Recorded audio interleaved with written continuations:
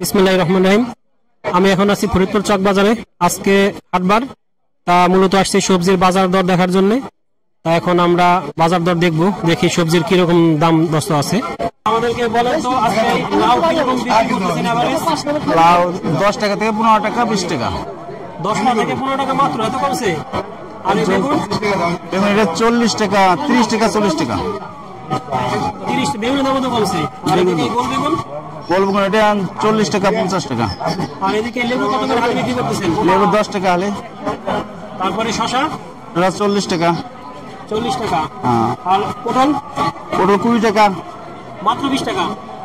আর এদিকে চাল কুমড়া কি রকম? চাল কুমড়া 30 টাকা, 40 টাকা। ও ভাই মরিচ কত করে? মরিচ এটা 60 টাকা পো। আর এদিকে এই ধুন্দুল কত করে? ধুন্দুল 20 টাকা কেজি। আর ওই চিচিঙ্গা? চিচিঙ্গা হলো 30 টাকা কেজি।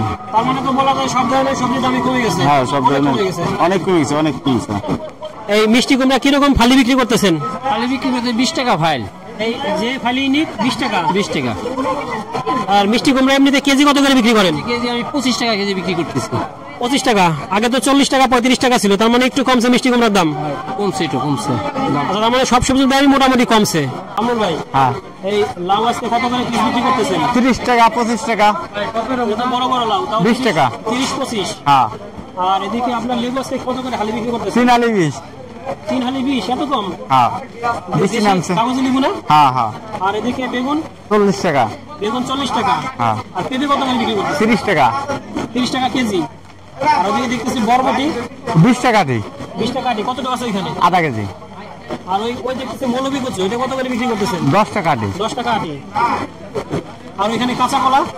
20 টাকা দিই। কাঁচা কলার দাম তো কমে নাই, যেমনই ছিল সেমন।